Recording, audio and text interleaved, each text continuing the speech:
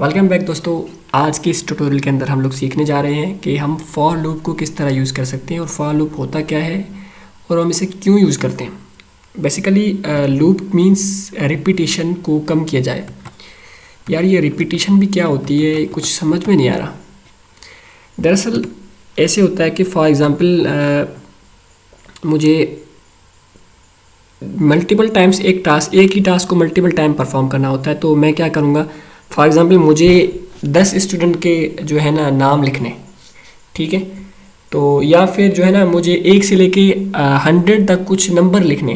तो मैं क्या करूँगा, सी आउट, ठीक है,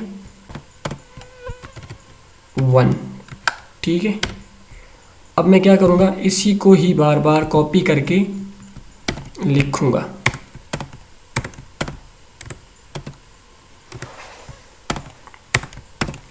ठीक है, 1 2 3 4 5। यार ये तो ऐसे भी तो हो सकता है 1 2 3 4 5, ठीक है। चेक करते हैं, हाँ यार 1 2 3 4 5 6 ऐसे भी तो हो रहा है। लेकिन क्या होगा जब हम इसी तरीके से लिखने जाएं और हमें लिखना हो 1000, फिर क्या होगा, कितने दिन लग जाएंगे। और 1 लाख लिखना हो तो क्या होगा। तो इसी चीज़ को हम जो है ना लूप के ज़रिए just one line of code के अंदर कर सकते हैं। जस्ट एक ही लाइन के कोड के अंदर हम सब कुछ परफॉर्म कर सकते हैं, ठीक है। तो लूप मीन्स रिपीटिशन को अवॉइड किया जाए, बिल्कुल रिपीटिशन को ख़त्म किया जाए।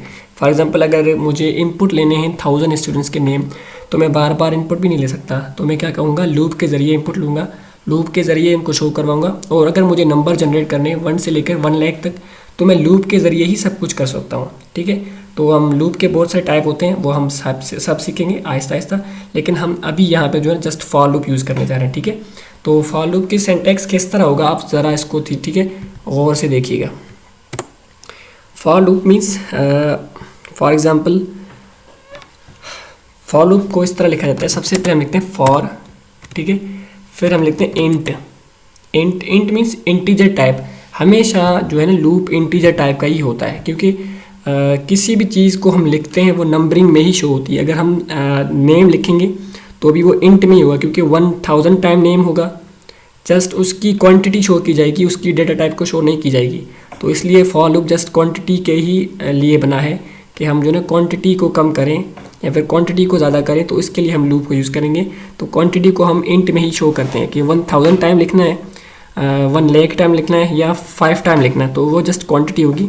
फिर वो उसके डेटा टाइप नेम हो, फ्लोट हो, इंटीजर हो, चाहे इवन कोई कैरेक्टर हो, कुछ भी हो, ठीक है। तो इंट हम यहाँ पे कुछ वेरिएबल लेंगे।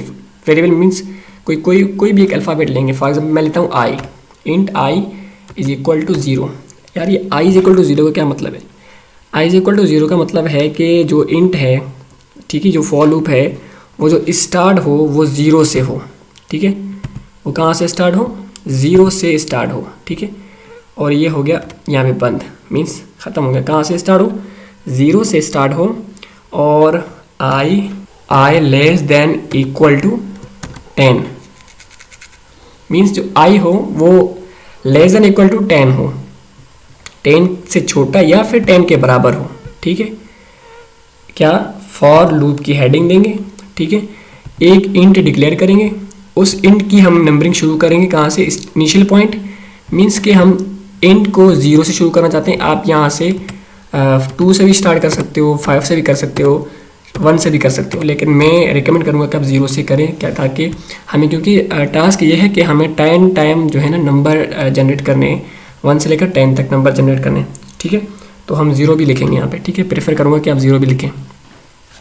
आगे क्या होगा कि ये कहेगा, ये भी होगा complete, I is less then 10। फिर कहूँगा कि आई प्लस प्लस, मतलब आई में इंक्रीजिंग ऑटोमेटिकली हो जाए। ये आई प्लस प्लस का मतलब है कि जो 0 से लेकर जो 10 तक या 10 से लेस देन हो, तो उसकी जो इंक्रीजमेंट होगी ना, इंक्रीमेंट, वो ऑटोमेटिकली होता जाए। I plus plus means automatically I increase होता जाए, ठीक है। और ये जो है ना I is less than equal to 5 या 4 या 10, ये एक कंडीशन है। ये कंडीशन क्या है, सबसे पहले जो है ना लूप स्टार्ट होगा, लूप 0 से स्टार्ट होगा, ठीक है। फिर आके इंक्रीज़ होगा कहाँ पे, आई प्लस इंक्रीज होगा। आई में एक ऐड कर दो, कितना होगा? 1 होगा। तो 1 क्या 10 से छोटा है? हाँ बिल्कुल है। तो ठीक है, नीचे आओ और इसको प्रिंट करो, और ये मुसलसल ऐसे होता रहेगा, ठीक है। और जब तक आई जो है 10 के बराबर ना हो जाए या 10 से लेस ना हो जाए, ठीक है, तब तक ये सिस्टम चलता रहेगा। तो हम यहाँ पे सी आउट करवाएंगे, सी आउट क्या क्या लिखेंगे? आई, क्योंकि हम यहाँ पे जस्ट आई ही शो करवाना चाहते हैं कि आई जो है ना वो 0 से स्टार्ट हो, आई जो है 10 तक जाए और आई ऑटोमेटिकली इंक्रीमेंट हो, और हम यहाँ पे आई ही इनपुट लेंगे, मतलब आई ही आउटपुट शो कराएंगे। आप देखें बिल्कुल 1 से लेकर 10 तक ऑटोमेटिकली जनरेट हो चुका है। मैं चाहता हूँ कि जो है ना यहाँ से थोड़ा नेक्स्ट लाइन पे आ जाए, ठीक है। तो मैं लिखूँगा एंड लाइन। इसका क्या मतलब है? इसका मतलब है कि आप देखेंगे अगर मैं ये नहीं लिखता, फॉर एग्जांपल मैं ये नहीं लिखता, तो आप देखेंगे ये बिल्कुल जो है ना वर्टिकली शो हो रहा है सारा कुछ, 0 1 2 3 10 ये वर्टिकली शो हो रहा है। मैं अगर इसको हॉरिजॉन्टली हर एक आई की वैल्यू को अलग अलग लाइन पे शो करना चाहता हूँ, तो मैं लिखूँगा एंड लाइन, मीन्स हर एक के बाद एक लाइन एंड हो। इसके लिए अलग लाइन हो, 0 के लिए अलग लाइन हो, 1 के लिए अलग लाइन हो, 10 के लिए अलग लाइन हो, सबके लिए एक अलग अलग लाइन हो, ठीक है। अगर मैं चाहता हूँ यहाँ पे ये 1000 कर दूँ, ठीक है, तो बिल्कुल कोई मसला नहीं है। इस लूप के अंदर 1000 तक ही हम लिख सकते हैं। आप देखें बिल्कुल रिजल्ट क्या आया? 1000 तक। लेकिन मैं चाहता हूँ कि इसको थोड़ा मॉडिफाई करें, मतलब थोड़ा मज़ेदार करें, तो इसको हम 1000 ही रहने देते हैं, लेकिन हम एंड लाइन को ख़त्म करते हैं ताकि हमें पता चले कि कितने दफ़ा मतलब कैसे लिखा गया है कोड। हाँ, ये आप देखें 0 1 से लेके कहाँ तक? 1000 तक पूरा कोड एक ही लूप के अंदर लिखा गया है। अगर हम ये मैनुअली लिखने बैठे तो शायद रात गुजर जाती, लेकिन हम ये सही तरीके से नहीं लिख पाते, लेकिन लूप की मदद से हमने पूरा लिख दिया। हाँ, तो इसको दोबारा सेट करते हैं, ठीक है, आप टेस्ट करते हैं। हाँ, ये जनरेट हो रहा है नंबर, कहाँ तक आ गया? 99 और 1000 कंप्लीट। आप इसको जो है आप इसको करेक्टर के लिए कैसे यूज़ करेंगे? फॉर एग्जांपल अगर मुझे करेक्टर लिखना है, मुझे हसन 1000 दफ़ा लिखना है, तो मैं क्या करूँगा? मैं यहाँ से सब कुछ हटा दूँगा। मैं क्या करूँगा? जस्ट यहाँ पे अपना नाम लिख दूँगा, माय कॉलेज, ठीक है। ये माय कॉलेज जो है 1000 टाइम प्रिंट होगा, 1000 टाइम। कैरेक्टर के लिए हम ऐसे यूज़ करते हैं, और इंट के लिए मतलब हमने दिखाया था कि जस्ट हम आई लिखेंगे तो इसकी जो भी वैल्यू होगी वो सब कुछ इतनी दफ़ा प्रिंट होगा।